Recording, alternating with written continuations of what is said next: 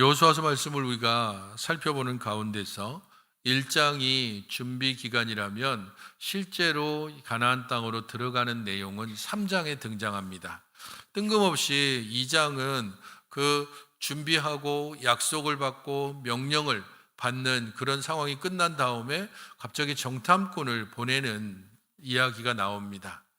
사실 이 부분들은 지금 사흘 양식을 준비하고 그리고 사흘 안에 가나안에 건너갈 것이다 라고 했는데 2장의 내용을 보게 되면 지금 이스라엘 백성들이 있는 시딤에서 여리고까지는 왕복으로 했을 때에 50km가 넘습니다.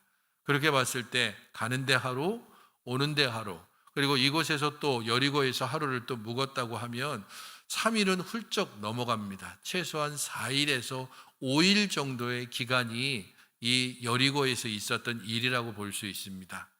그런 면에서 볼 때에 여호수아 1장과 2장은 시간의 흐름을 따라서 기술되었다기보다는 오히려 의도를 가지고 이 정탐꾼을 보낸 일들은 1장 아마도 이전에 일어났던 것으로 보입니다.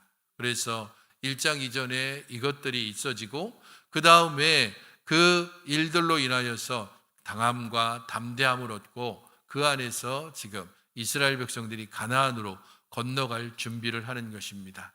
그런 면에서 정탐꾼을 보냈던 사건, 그리고 이 정탐꾼을 보낸 것이 어떤 의미가 있는지를 함께 살펴보는 것은 가나안으로 들어가기 직전 이스라엘 백성들에게 어떤 마음이 그들에게 있었는지를 알게 되는 중요한 내용입니다. 정탐꾼 하면 우리가 성경에서 어느 정도쯤 성경을 읽어보았다면 앞서 정탐꾼 이야기들이 있었던 것을 기억할 것입니다. 12명의 정탐꾼 가나안에 보내졌고 그 가나안에 보내졌던 정탐꾼들 중에 10명이 그 땅을 악평하고 그것 때문에 이스라엘 백성들이 광야 40년을 헤맬 수밖에 없었습니다. 가데스 바네아에서 있었던 이 12 정탐꾼을 보낸 일들은 시딤에서 지금 2명의 정탐꾼을 보낸 내용과 서로 굉장히 유사하기도 하고 서로 완전히 정반대의 내용을 담고 있습니다. 표로 보면 이런 내용을 볼 수가 있습니다. 가데스 바네아 사건은 38년 전에, 정확하게는 38년 전쯤에 일어났던 일이고 시딤은 지금 현재입니다. 정탐꾼의 수가 가데스 바네아에서는 각 지파별로 한 명씩 12명이었고 여기에서는 2명만을 보내고 있습니다. 정탐의 분위기가 가데스 바네아에서는 공개적이었다면 여기에서는 은밀하게 비밀리에 행해지고 있습니다. 우리가 보고 있는 개역 개정에는 원문에 있는 몰래라고 하는 단어가 빠져 있습니다. 하지만 원문에는 여호수아가 몰래 정탐꾼을 보냈다라고 해서 이것이 매우 은밀하게 행해졌다는 것을 알 수 있습니다. 정탐 지역에서도 차이가 납니다. 가데스 바네아에서는 가나안 땅 전체를 돌아봐야 되기 때문에 40일이 걸렸고 여기 시딤에서 보낸 정탐꾼은 그 땅과 여리고라고 했기 때문에 아마 여리고와 그 주변 지역을 정탐하는 것이 주 임무였던 것으로 보입니다. 보고 내용에 있어서도 10명이 부정적으로 보고하고 2명이 긍정적으로 보고했다면 시딤에서의 이 정탐꾼들은 2명 모두 매우 긍정적으로 보고한 것을 알 수 있습니다. 이렇게 볼 때에 결론으로 봤을 때 가데스 바네아에서 정탐꾼을 12명 공개적으로 보낸 것은 믿음이 아니라 불신의 기초에서 정탐꾼을 보낸 것이고 여기 시딤에서 보낸 것은 그와 반대되게 믿음의 기초에서 보낸 것임을 알 수 있습니다. 가데스 바네아에서 보낸 12명의 정탐꾼을 불신에 따라서 보냈다는 것을 어디에서 확인해 볼 수 있냐 하면 신명기 1장 21절 22절에 이 내용들이 등장하고 있습니다. 너희의 하나님 여호와께서 이 땅을 너희 앞에 두셨은즉 너희 조상의 하나님 여호와께서 너희에게 이르신 대로 올라가서 차지하라. 두려워하지 말라. 주저하지 말라 한즉 너희가 다 내 앞으로 나와 말하기를 우리가 사람을 우리보다 먼저 보내어 우리를 위하여 그 땅을 정탐하고 어느 길로 올라가야 할 것과 어느 성읍으로 들어가야 할 것을 우리에게 알리게 하자 하기에. 누가 한 말인가 하면 모세가 하고 있는 말입니다. 모세가 광야 모든 기간들을 마치고 광야 세대들을 앞에 놓고 이스라엘의 출애굽의 역사와 광야의 역사를 쭉 설교를 하면서 그 첫 번째 하는 1장에서 우리가 어떻게 이 광야 생활을 하게 되었는지에 대해서 설명하고 있는 장면입니다. 하나님께서 그 땅을 우리에게 주셨고, 그러니까 올라가서 그냥 차지하기만 하면 된다. 거기가 어딘가 하면 가데스 바네아입니다.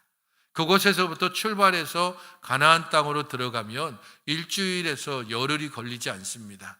그들은 그렇게 들어갈 수 있는 가나안 땅에서 불신으로 정탐꾼을 보내고 그것 때문에 결국에는 40일 동안 광야를 헤매야만 했습니다. 그들이 정탐꾼을 보내는 이유들 보십시오.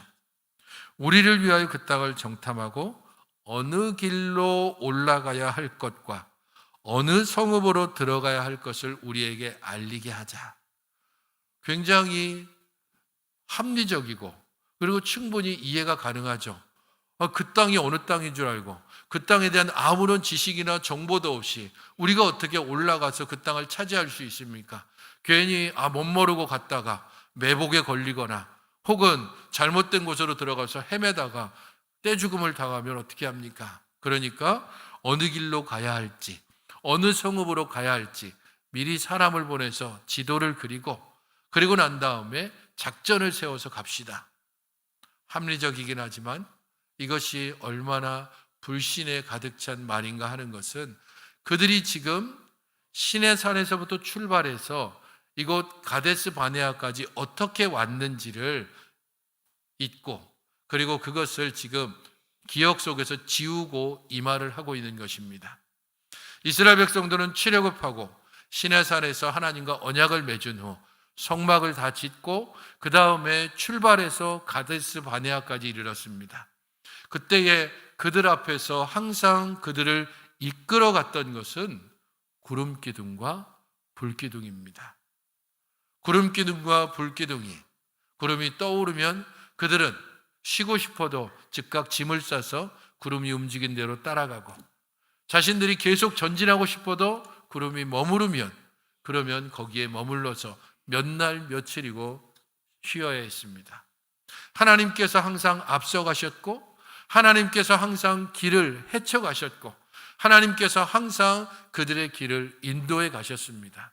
그렇게 광야길을 지나서 가데스 바네아까지 왔는데 지금 그들은 가나안 땅으로 올라가라라고 하는 이 말에 대해서 어느 길로 가야 할지, 어느 성읍으로 올라가야 될지 알기 위해서 정탐꾼을 보내야 되겠습니다. 그들의 말이 이겼고 결국 모세는 12명의 정탐꾼을 각 지파마다 대표로 한 명씩 뽑아서 공개적으로 보내고 그들 중에 10명은 그 땅을 악평하고 결국 그것 때문에 그들은 다시 애굽으로 돌아가자라고 하는 불신의 목소리로 하나님께 징계를 받은 장소가 가데스 바네아입니다. 이 12 정탐꾼의 기억을 갖고 있는 이들과 반대해서 긍정적인 보고를 했던 여호수아가 정탐꾼 2명을 보내고 있습니다. 그가 불신으로 보냈을까요? 1장의 내용을 봤을 때 하나님께로부터 약속을 받고 명령을 받고 분명한 확신을 따라서 모세의 뒤를 이은 여호수아가 불신을 가지고서 이전처럼 정탐꾼을 보냈다고 보기는 어렵습니다. 그렇기에 12명이 아니라 긍정적인 보고를 했던 2사람의 숫자에 맞춰서 아마도 2명을 보내고 그리고 굳이 여리고를 정탐하는데 12명씩이나 보낼 이유도 없었을 겁니다. 어쨌든 분명한 것은 여호수아가 몰래 정탐꾼을 보냈다는 것이고 2절에서 보는 것처럼 그렇게 비밀리에 몰래 보냈던 정탐꾼이 여리고성에 들어가자마자 곧바로 정체가 탄로났다는 사실입니다. 2절을 보십시오.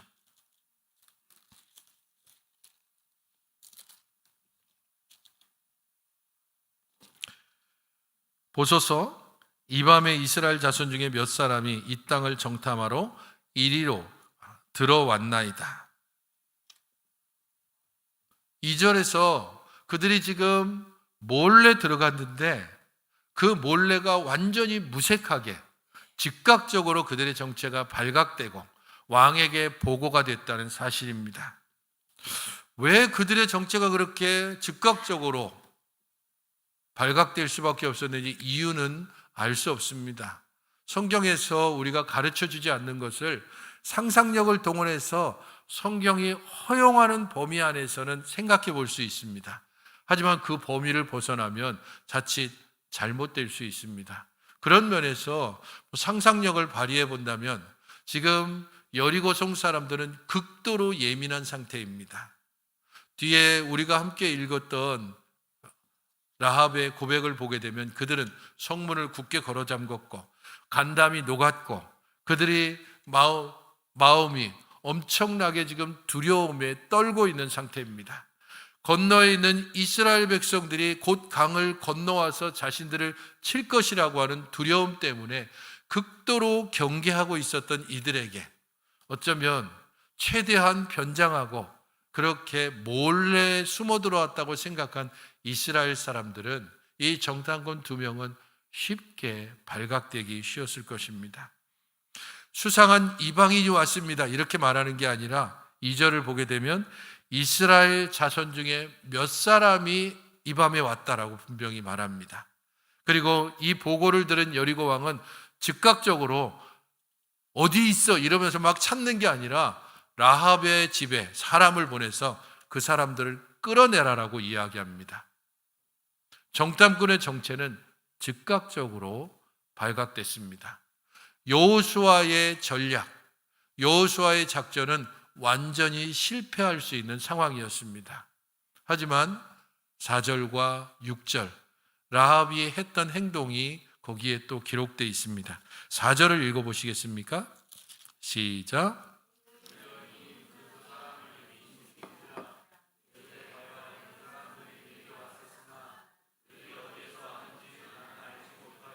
육 절을 읽어보십시오.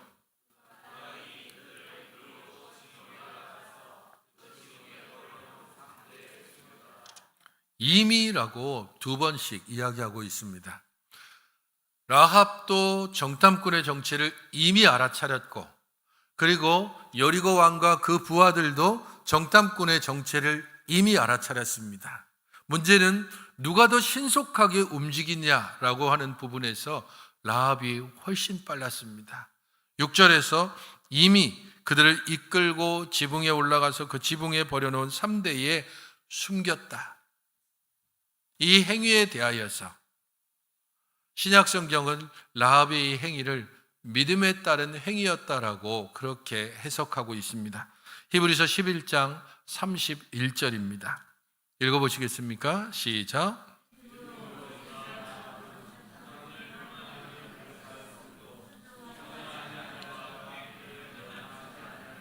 야고보서 2장 25절은요.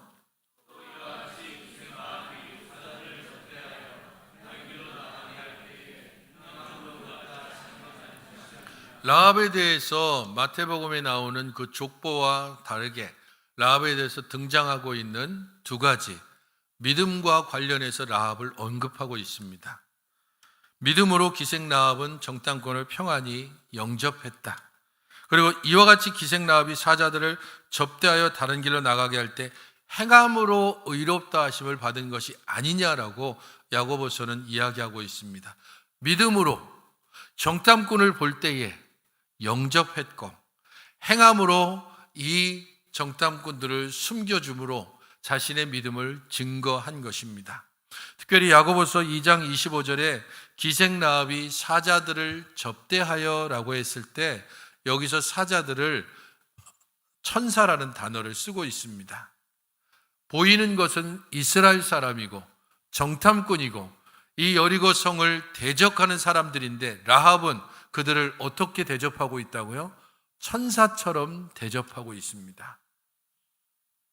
이것이 라합의 믿음이 행동하는 믿음이었고 그 라합의 믿음의 고백이, 뒤에 나오는 고백이 얼마나 신실하고 온전한가를 보여주는 내용이기도 합니다. 라합의 믿음은 8절부터 16절에 잘 나타납니다.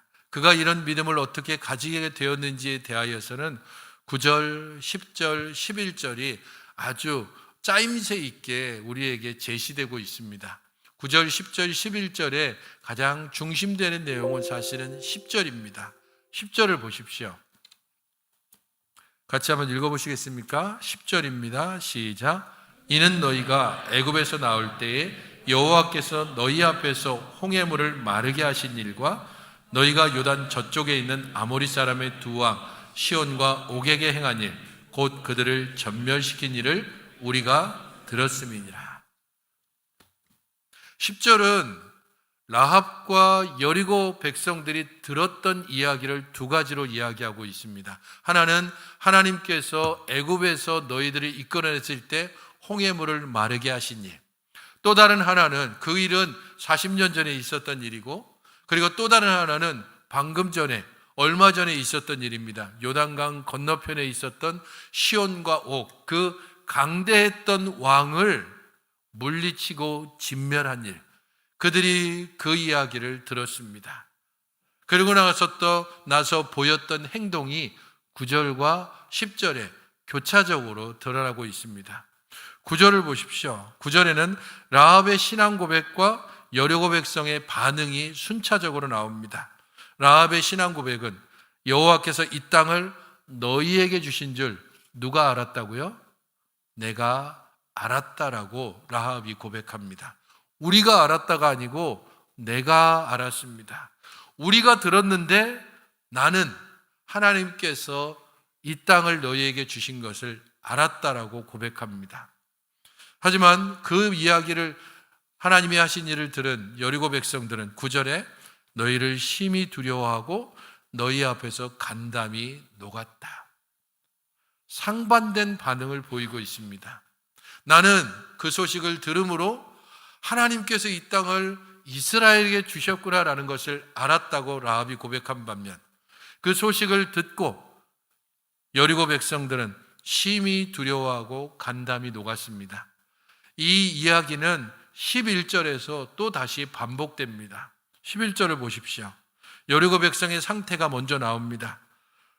마음이 높고 정신을 잃었다. 그리고 나서 최종적으로 라합의 고백이 등장하고 있습니다. 너희의 하나님 여호와는 위로는 하늘에서도 아래로는 땅에서도 하나님이시니라. 하나님께서 애굽에서 행하신 일, 하나님께서 시온과 옥을 물리치신 일, 그 놀라운 소식과 권능과 능력을 모든 사람이 들었는데 여리고 백성들은 두려워하고 간담이 높고 정신을 잃었지만, 그 중에 한 사람 라합은 하나님께서 이 땅을 이스라엘에게 주셨다라는 것을 알게 되고, 하나님께서 위로 아래로 온 천지 만물의 하나님이시라고 하는 신앙 고백을 라합이 하고 있는 것입니다. 생각해 보십시오. 하나님의 말씀이 선포될 때에 모든 사람들이 거기에 동일한 반응을 보이지 않습니다. 동일하게 주일날 함께 설교의 말씀을 듣지만 어떤 이들은 아무런 기억도 없이 나가기도 하고, 어떤 이들은 그것이 마음에 떨어지고 그것을 가지고 일주일을 붙들고 살아가기도 합니다. 물론 설교자의 책임도 있을 것입니다. 하지만 말씀을 듣는 여러분들의 책임 또한 중대하다고 하는 사실을 기억해야 합니다. 이 부분과 관련해서는 예수님께서 4가지 밭의 비유를 통해서 너무도 잘 설명해 주셨습니다. 우리가 길가밭으로 있는지, 돌짝밭으로 있는지, 가시밭으로 있는지, 아니면 옥토밭으로 있는지 우리 자신들의 마음 상태를 살펴야 합니다. 예배에 나올 때 어떤 마음으로 나오십니까? 이 예배를 여러분들은 어떤 가운데 드리십니까? 설교 말씀을 여러분들은 어떤 마음으로 받고 있습니까? 그 말씀을 여러분들은 되새기고 있습니까? 이 과정들이 끊임없이 반복되어질 때, 그때 우리의 마음밭에 뿌려진 복음은 싹이 나고 잎이 돋고 자라고 열매를 맺게 될 것입니다. 어떤 이들은 30배, 어떤 이들은 60배, 어떤 이들은 100배의 결실을 맺지만, 또 어떤 이들은 자라다가 가시처럼 수많은 근심과 걱정 가운데 결국 자라는 듯 하지만 열매를 맺지 못하고, 어떤 이들은 열광적으로 반응하고 즐거움과 기쁨으로 받는 것 같지만 조금 어려운 일을 만나거나 아니면 너무 즐겁고 기쁜 일을 만나면 즉시 믿음이 사라지고 마는 돌짝밭 같은 경우가 되고 맙니다. 어떤 이들은 아예 딱딱하게 굳어진 길가밭 같아서 아무리 말씀이 떨어지고 아무리 은혜가 쏟아 부어진다 할지라도 그것을 담아두지 못하고 결국에는 새들에게 다 쪼아먹혀 아무런 흔적도 남지 않는 것을 보게 됩니다. 로마서 10장 17절을 기억하십시오. 그러므로 믿음은 들음에서 나며 들음은 그리스도의 말씀으로 말미암았느니라. 믿음은 어디에서 난다고요? 들음에서 나고, 들음은 어떤 것을 들어야 된다고요? 그리스도의 말씀으로 말미암느니라. 수많은 것들을 우리가 듣고 있지 않습니까? 매체로부터, 유튜브로부터, 책으로부터, 친구들로부터, 그리고 집안 식구들로부터 수많은 이야기를 듣는데 우리의 일주일, 한 달, 열을 생각할 것 없이 지나간 일주일만 생각해 보십시다. 이 지나간 일주일 동안, 지난 주일부터 어제 토요일까지 하나님의 말씀을 얼마나 귀 기울여 들어보셨습니까? 하나님의 말씀을 들어보려고 얼마나 노력이라도 한번 해보셨습니까? 아침마다 큐티를, 그리고 시간을 내어서 말씀을, 이것을 가까이 하지 않으면 우리의 믿음은 흔적도 없이, 아니 어쩌면 믿음조차가 없기 때문에 그렇게 말씀에 귀 기울이지 않는지 모릅니다. 우리에게 믿음이 없으니 하나님의 말씀을 들을 열정도 없고, 우리에게 믿음이 없으니 하나님의 말씀을 통하여 우리의 삶을 새롭게 하는 그러한 일들도 일어나지 않을 수 있습니다. 기억하십시오. 믿음은 어디에서 난다고요? 들음에서 납니다. 들음은 무엇을 들어야 된다고요? 그리스도의 말씀을 듣는 겁니다. 그리스도의 말씀이 믿음을 일으키고 믿음을 굳건히 하고 믿음을 새롭게 하고 믿음을 온전케 하는 것입니다. 라합도 들었고 여리고 백성도 들었지만 라합과 여리고 백성이 전혀 다른 반응을 보이고 있습니다. 그리고 라합은 자신이 듣고 믿은 바를 통하여서 이제 이렇게 간청하고 있습니다. 12절입니다. 그러므로 이제 청하노니 내가 너희를 선대하였은즉 너희도 내 아버지의 집을 선대하도록 여호와로 내게 맹세하고 내게 증표를 내라. 내가 너희를 선대하였은즉 너희도 나를 선대하라. 이 선대라고 하는 단어가 히브리어로는 헤세드라고 하는 단어입니다. 생기기는 지금 보내주시면 헤세드라고 하는 단어 넘겨주셔요. 저렇게 생겼습니다. 하나님의 인자와 자비 혹은 사랑, 다양하게 번역되기도 하지만은 언약의 신실하신 하나님을 나타낼 때 쓰여지는 단어입니다. 내가 너희들을 헤세드로 대했다. 그러므로 너희들도 나를 헤세드로 좀 대해달라. 저는 라합의 이 정탐꾼에 대한 말이 하나님께서 우리에게 하시는 말과 다르지 않습니다. 하나님께서 우리에게 이렇게 말씀하십니다. 내가 너희들을 인자와 자비로 대하지 않냐? 내가 너희들을 사랑과 인내로 대하지 않았느냐? 내가 너희들에게 대하여 얼마나 오래 참았느냐? 내가 너희들을 위하여 모든 것을 내어주지 않았느냐? 내가 너희들을 헷세드로 대했듯이 너희들도 나를 헷세드로 대해주기를 바란다. 내가 너희들을 사랑으로, 인자로, 자비로, 언약의 신실함으로 그렇게 모든 것을 주었다면 너희들도 나를 향해서 이런 사랑으로, 이런 자비로, 이런 인내로, 이런 신실하심으로 나를 섬기고 나에게 나오기를 원한다. 이방 여인 라합입니다. 기생이라고 소개되고 있지만 창녀입니다.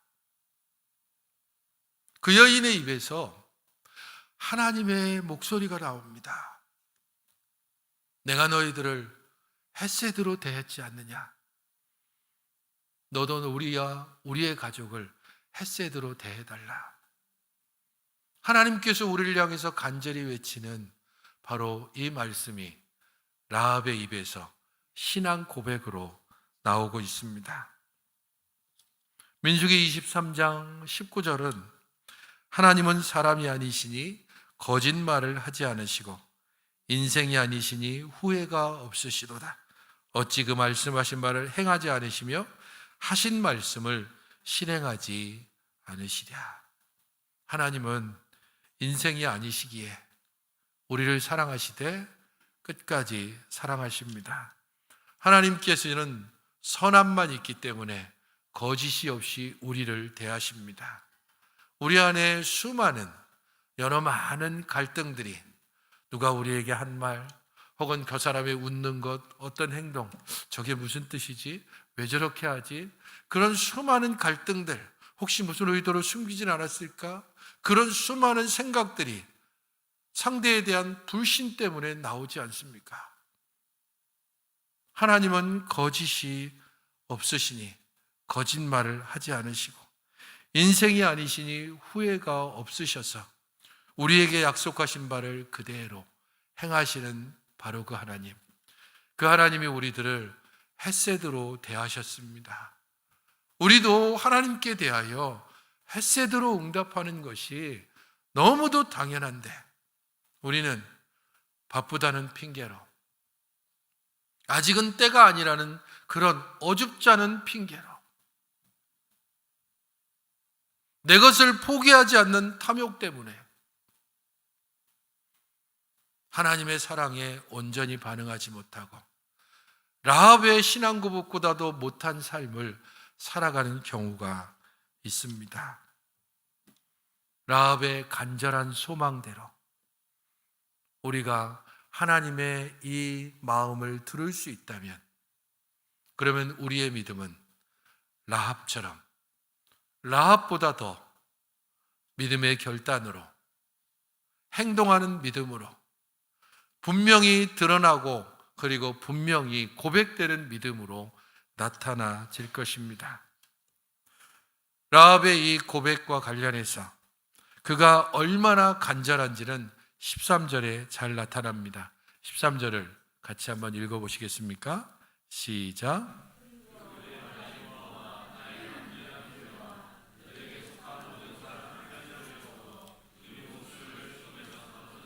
나의 부모, 나의 남녀 형제, 그들에게 속한 모든 사람을 살려주어 우리 목숨을 죽음에서 건져내라. 당신이 우리를 헷세드로 대하지 않으면 우리는 죽은 목숨이다라는 뜻입니다. 나는 그렇게 당신을 선대했다면 당신도 나를 선대해 주십시오. 그렇지 않으면 우리는 죽기 때문입니다.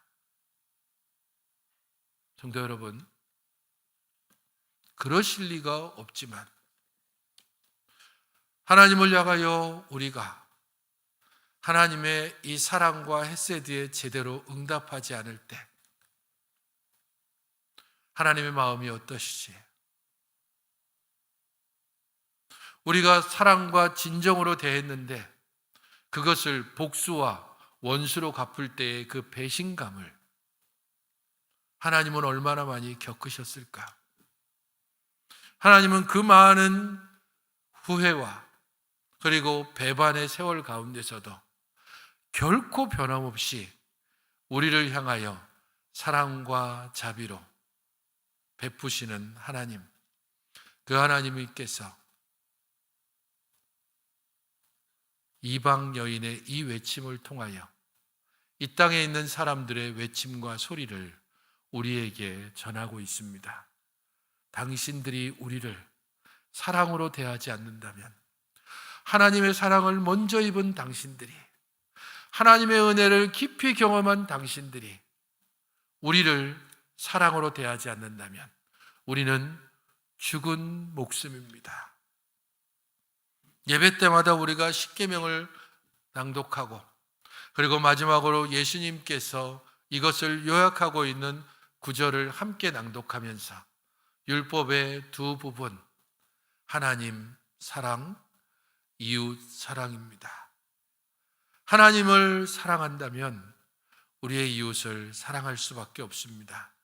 하나님께서 우리를 헤세드로 대했기 때문에 우리가 하나님을 헤세드로 응답해야 할 것이고, 하나님의 이 헤세드를 우리가 받았기 때문에 우리의 이웃에 대하여서 마땅히 헤세드로, 사랑으로, 자비로, 인내함으로 그들을 행하여 우리 안에 있는 믿음이 어떤 내용을 가지고 있는지, 하나님의 크고 놀라운 사랑이 얼마나 놀라운지를 믿지 않는 이들에게, 불신자들에게, 죽어가는 자들에게 전하고 베풀 수 있어야 하는 것입니다. 성도 여러분, 우리가 사랑을 받았습니다.